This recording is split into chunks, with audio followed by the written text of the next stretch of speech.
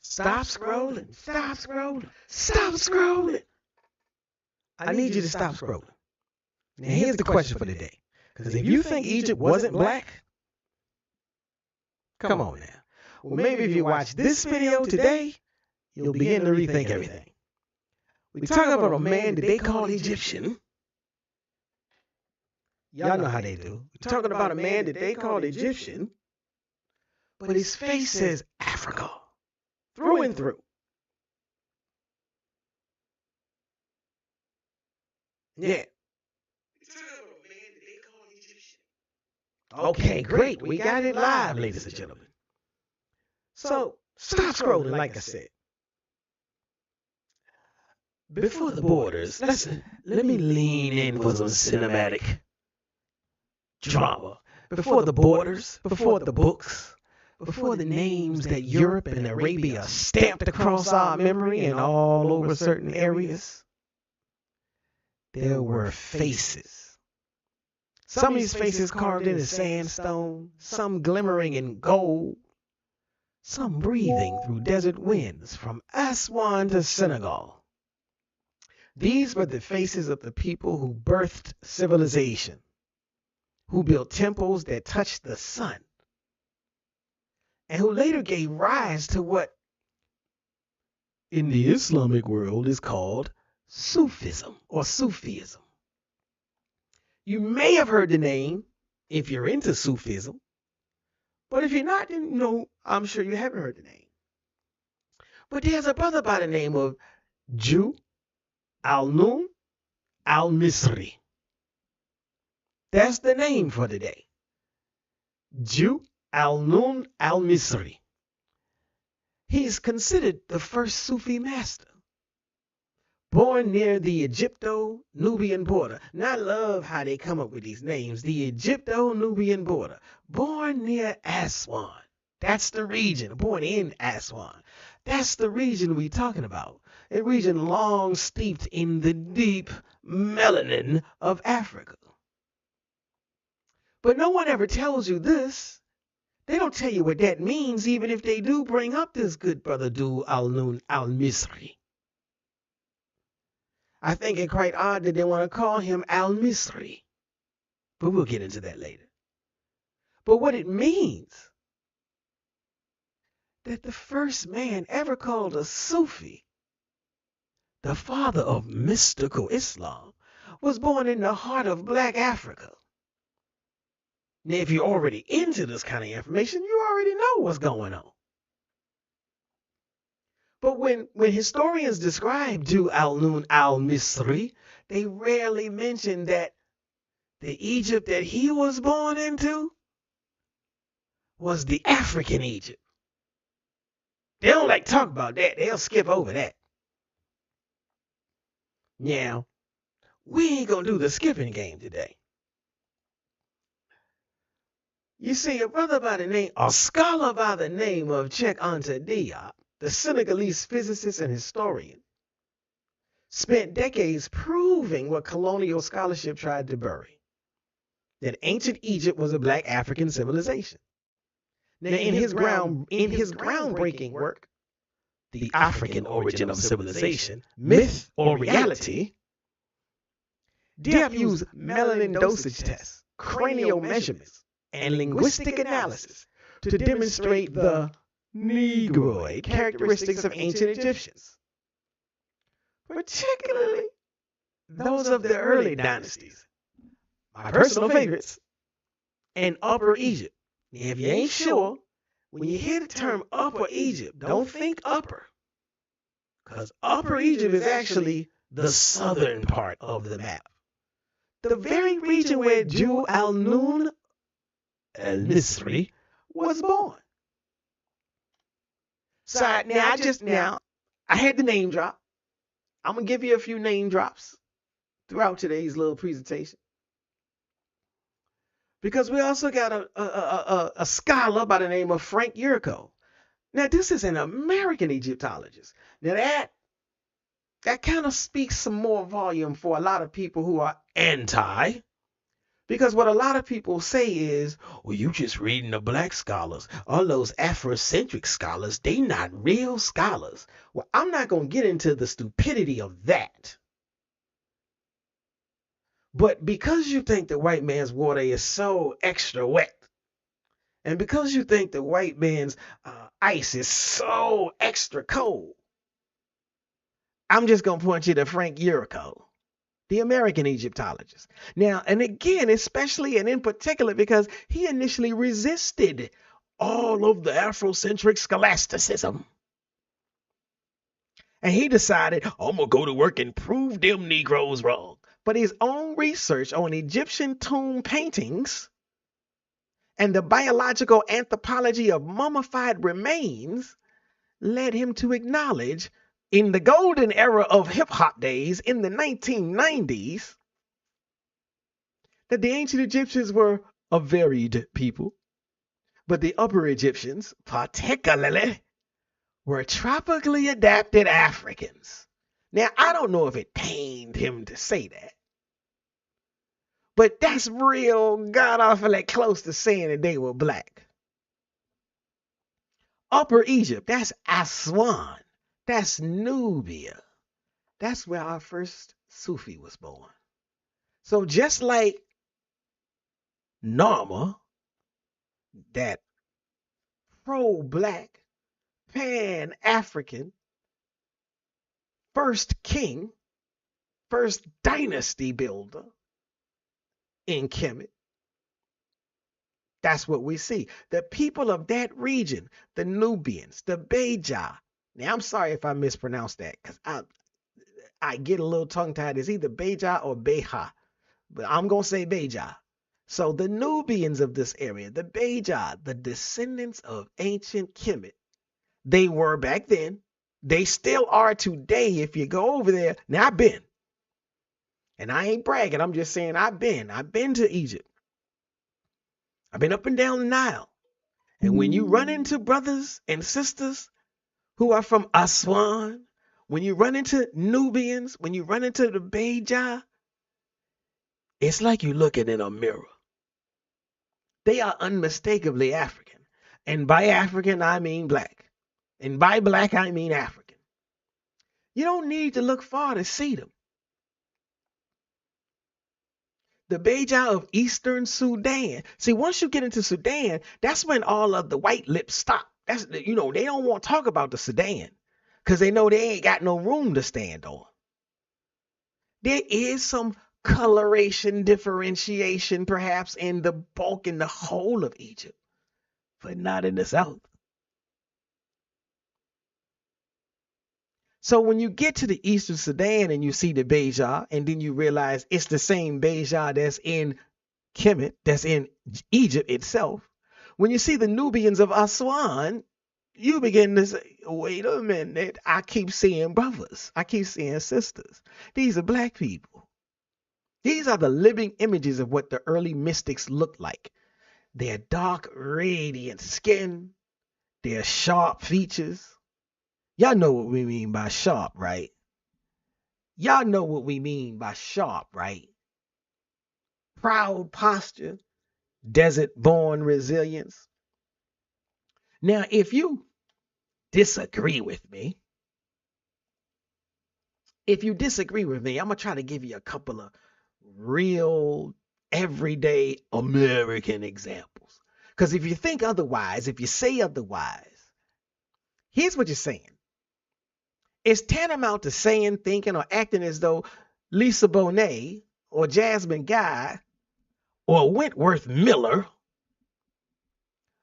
are the quintessential representative complexions or hues of African Americans.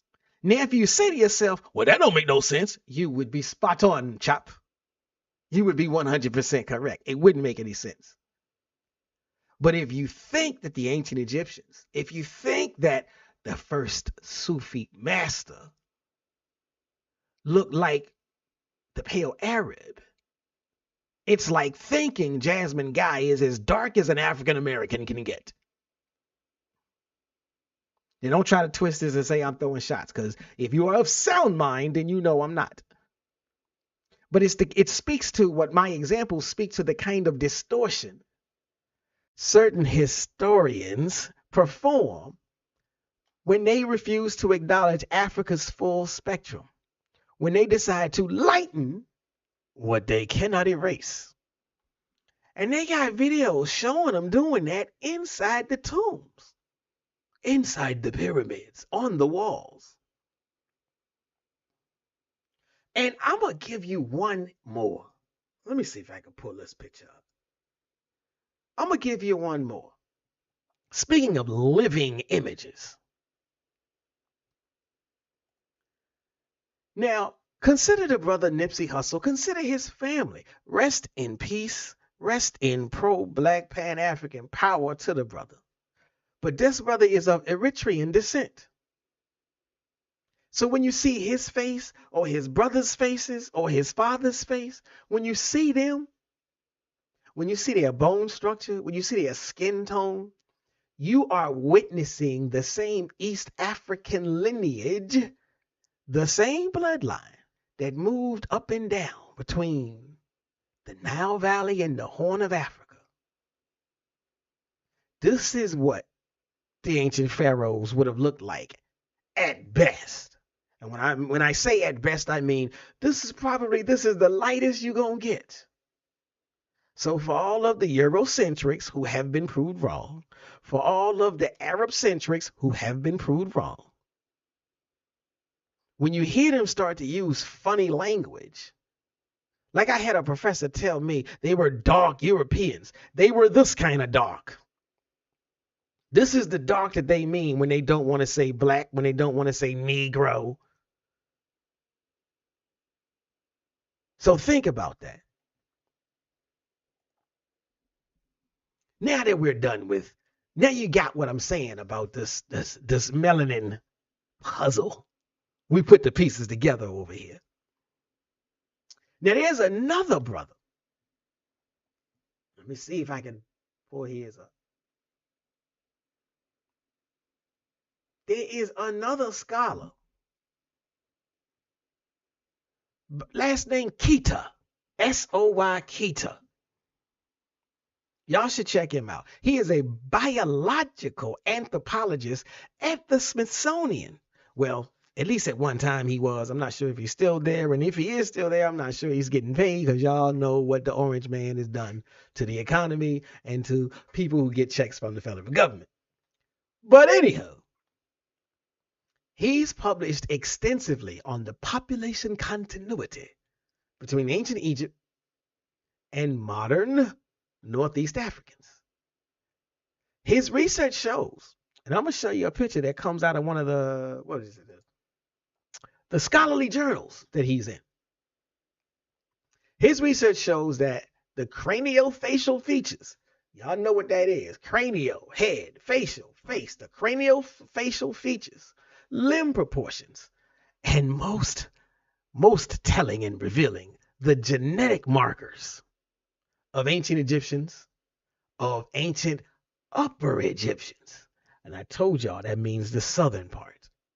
Align with what we see today in Eritreans, Ethiopians, Nubians, and Somalis. That's not coincidence. That's not coincidence at all, ladies and gentlemen. That's continuity. That's what that is. Continuity. African continuity. Now, if that ain't a khutbah moment for you, if that ain't a revelation that hits you in silence, because you see, sometimes the truth of the matter, the facts of the matter, history doesn't have to speak volumes.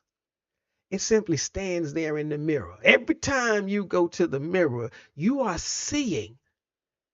You know, a brother once said, when you look in the mirror, you're seeing God. That is absolutely true. When you look in the mirror, you are seeing Africa. You're seeing Upper Egypt. You're seeing the first Sufi master. You're seeing Nama and all the other pharaohs. Now we're going to move on into this other section. Because I did say, I'm going to tell you about the Sufi lineage. I'm going to tell you about the Sufi lineage. So this brother, Drew al-Nun al-Misri, and his name means the one of the fish. He was born around 796 CE in Akhmin, Upper Egypt. Upper Egypt. He's said to have brought to Islam a sense of inner purification and divine love that shaped all later mysticism. But here's what they don't tell you. Jew al-Nun didn't invent this mysticism out of thin air. That's why it's so important. Now, had he invented it out of thin air, that would be great. That would be remarkable. But he was born into the living memory of Kemetic spirituality, and that's what he tapped into. Now, I got another name for you to pay attention to. Maulana Karenga. That's right, Maulana Karenga, the scholar who created Kwanzaa and the scholar who wrote Ma'at, the moral ideal in ancient Egypt. And in his work, he documents how the concept of Ma'at, truth, balance, cosmic order, there's more to it, but this is just like the surface, the superficial understanding. Day one, step one. He documented how this was the ethical and spiritual foundation of Kemet for over 3,000 years. You're not going to wipe that out. You're not going to erase that with an invasion. The mystical practices of union with the divine is what Jew al-Nun was tapping into. The purification of the heart, the seeking harmony between the seen and the unseen worlds. Now, if you're an atheist, okay, I'm not mad at you. I'm not throwing stones at you. I'm just saying there's more to it. There is an unseen world. Still, these things were not Islamic innovations.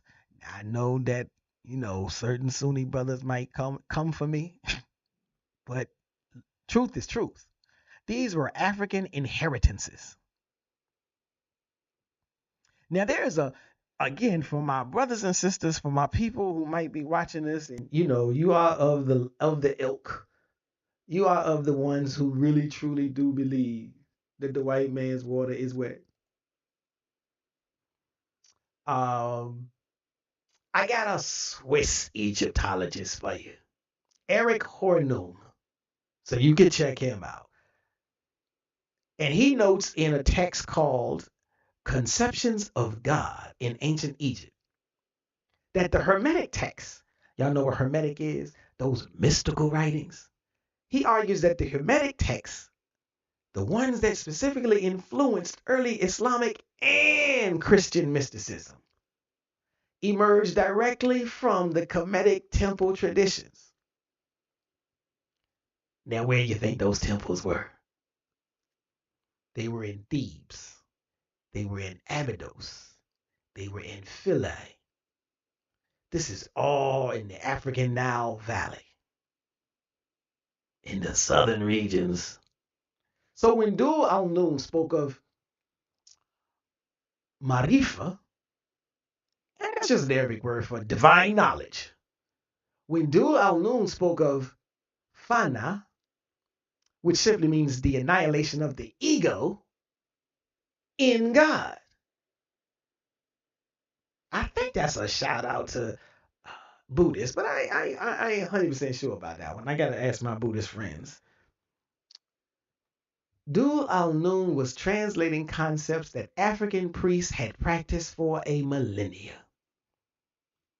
Now, the later Sufi saints, al-Khalaj, Ibn Arabi, even Rumi, because I got a lot of people that they love Rumi. I know a lot of people love Rumi. They send me stuff all the time, and I'm like, I got you. But they were all inspired by the black man, the originator. And through him, by the wisdom traditions of Africa.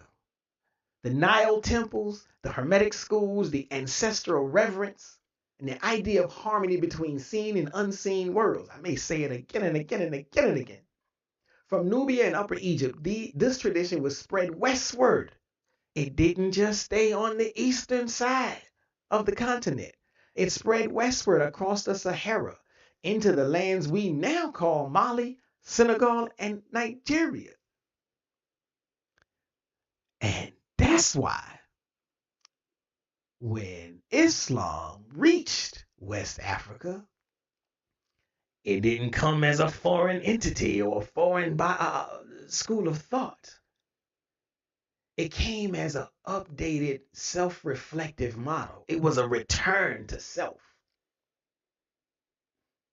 And so that's why we talk about West African continuity. Because this is one of the reasons. I'm not saying it's the only reason. And I'm not saying that there were no conquering armies. But I'm saying that that narrative is one aspect. It's not the full spectrum. This too is one aspect. And if you think there can only be one, I got bad news for you. You are just wrong. Now let me give you an American political example. Because you can think there's only one overriding ideology that runs everything. And we have just seen 11 months ago almost, last year, America spoke at the election at the polls. And they selected a fascist. Now we all know that the fascist has been doing what the fascists do. But the whole entire time, the fascist has been doing what he do. There have been millions of Americans fighting against it. That is, so what I'm saying is you can clearly have two different schools of thought, two different ideologies at play at the same time during any historical moment. 1,000 years from now, people will look back, provided people are still in existence and things are moving the way they tend to, but people would be looking back, studying 2025, and they would see that there is a strong push towards fascism in America, and they would see that there's a strong push against fascism in America. And I'm only saying this to show, to talk about, to get you to understand that when we look at the history from our perspective, we cannot think that just because the Eurocentric said A does not mean B is wrong. Now let me move on. Get off this little ad-libbing thing. Because like I said, one of the reasons West African Muslim societies adopted Islam, and one of the reasons they kept it up, one of the reasons they in fact resisted Christianity, because Christianity came to West Africa on slave boats. Some of them was named Jesus. So West African Muslims saw Christianity as a problem. It didn't look like, it didn't feel like, it didn't sound like a reflection of self. It looked like the enemy. It acted like the enemy. Now I'm going to keep name dropping. You could go look up Sylviane Diouf. There's a scholar for you. She's written several books, but one in particular, Servants of Allah. African Muslims enslaved in the Americas. That's a powerful book. She documents how African Muslims maintain a sophisticated Islamic scholarship that was rooted in their own African epistemologies. They weren't passive recipients of Arab religion. They were active co-creators of Islamic civilization. Now again, I know you don't want to trust the black scholars. Well, go look up John Hunwick. Go look up Rex O'Fahey. There's a book called Arabic Literature of Africa. It catalogs thousands of manuscripts from Timbuktu, from Kano, and other West African centers, all proving that African Muslims developed their own schools of Islamic thought, their own Sufi orders, their own interpretations of scripture, all without hardened deference to the Arab world. Much the same way. Now I know because a lot of people, when you get into pro-black circles, and a lot of people will say, "Well, you can't be Christian and pro-black." And I would suggest to you, those of you who say that and think that, I would suggest to you now, don't get it twisted. I'm not stomping for the Bible, but there is such a thing. There is a whole school of thought. There is a whole, there's a pathway called Black Liberation Theology, where those scholars discuss whether or not they can maintain their Christianity and still be for the community and for the advancement of black people. So if you think that you're really saying something when you say, well, you can't do both, you haven't read enough. But anyhow, I got to stay off the soapbox. But the West African Muslims recognize themselves, or rather, I should say, the West Africans, when they encountered Islam, they recognized themselves in it. They weren't servants to some pale-faced Arab hierarchy. They were co-authors of the very mysticism that defined Islam's soul. And even today, black Muslim leaders across the continent and black Muslim leaders right here in America, whether we talking about Timbuktu, Kano, Tuba, Futa, Jalon, whether we talking about the Nation of Islam, black Muslim leaders across the spectrum carry their own African Islamic authority. Now you can go on out there. I'll give you one more name. Rudolph Ware in The Walking Quran, Islamic Education, Embodied Knowledge, and History in West Africa. He shows how the Mouridiyya of Senegal, the Tijaniya across the Sahel, shout out to the Sahel, Ibrahim Traore,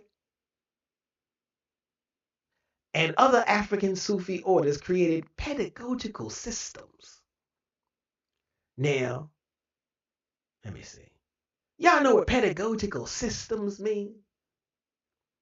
Pedagogical systems are the combination of theories, methods, strategies, and practices that educators use to plan, deliver, and assess learning to facilitate student growth. Now, y'all can see everything else I got there on the screen. What am I saying? Why am I talking about this? This is what West African Muslims did with Islam and with Sufism. Their Islam is rooted in sovereignty, in African spiritual dignity. They didn't convert because of conquest. And even Cheikh Anta Diop discusses this. The idea that they were forced into Islam, much akin to the way the enslaved Africans who were brought to the Americas were forced into Christianity, is not the truth. Many West African societies adopted Islam of their own free will. Well, while the counter is true, many enslaved Africans in the Americas adopted Christianity against their own free will.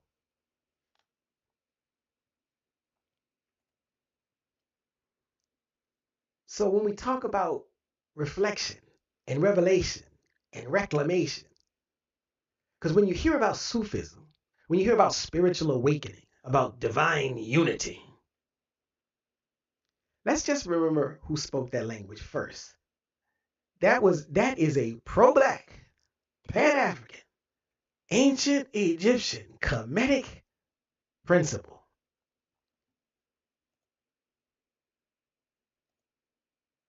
Now, I got another name for you.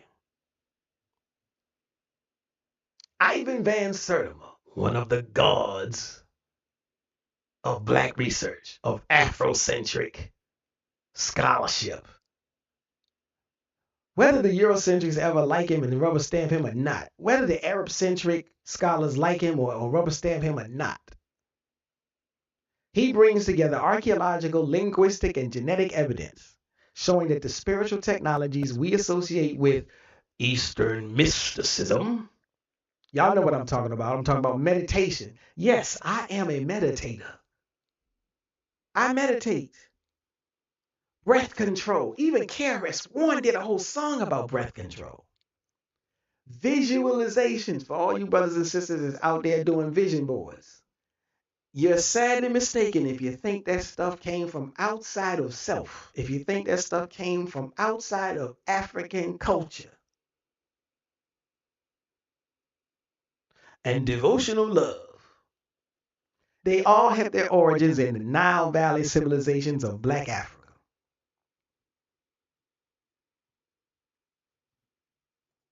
You feel me? Now even, I got one more for you. Even Martin Bernal. Now Martin Bernal is really interesting. Because again, for all of the white man's water is wet, how come you don't understand that? Martin Bernal is a white British scholar. And he spent the final decades of his career, not final days, not final months, the final decades, that's over 10 years,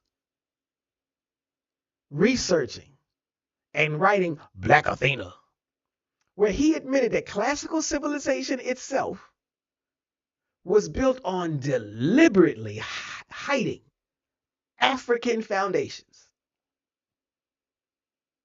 Now, sure, he faced ridicule from his peers because they were all like, man, you ain't supposed to be telling the truth. They didn't ridicule him because his evidence was weak, but because his conclusions threatened their entire edifice of Eurocentrism.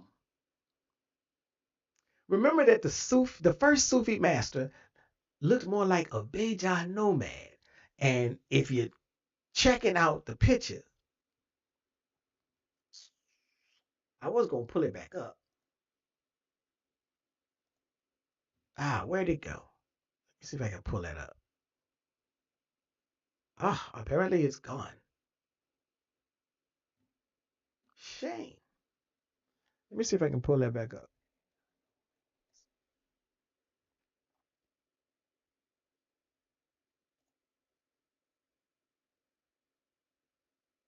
Okay, so it is officially gone. I don't know where it went to. But anyhow,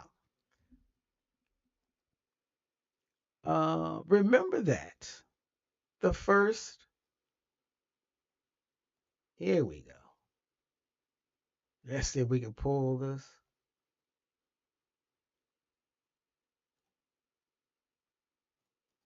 We got it. We got it. We got it. And here it comes, so to speak. We're going to pull this picture up.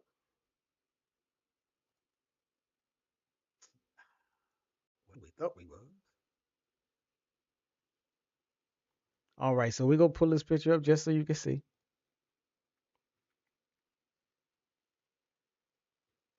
So remember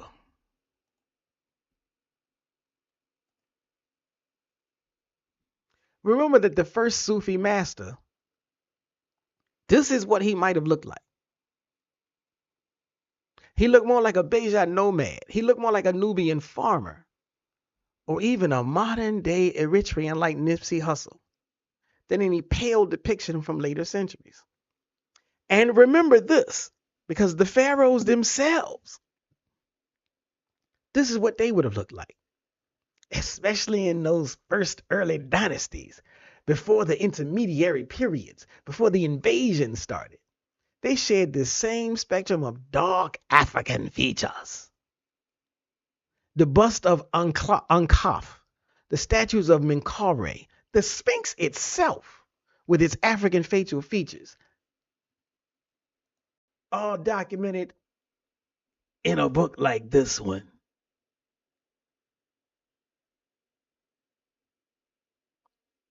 Make sure this pops up.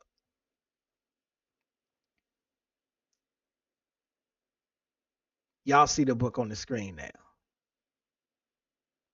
Nile Valley Contributions to Civilization. by Anthony Browder. Their legacy isn't buried. That's the text for you to find out, for you to look, if you're interested. So what I'm saying is the legacy is not buried by no means. The legacy is living. We are the legacy in faces all across Africa and the diaspora. So when you see that, when you know and understand that, when you got the knowledge, wisdom, and understanding to recognize, you don't just learn history, you remember it. You reclaim it. You restore balance. You bring Ma'at back into view. So, as I said, this is your brother Shabazz. This has been the proper perspective. Like, share, and subscribe is the name of the game. If you don't mind, take a couple of seconds to like, share, and subscribe. Drop a comment. If anything I said resonated with you, drop a comment. If you want to duke it out on the battlefield or the comment section, I am here for it. Tell me I'm wrong if you a troll. Tell me you didn't know if you open to the knowledge and the information. But with that said, I thank you for your time. And I'm going to holler at you. Peace.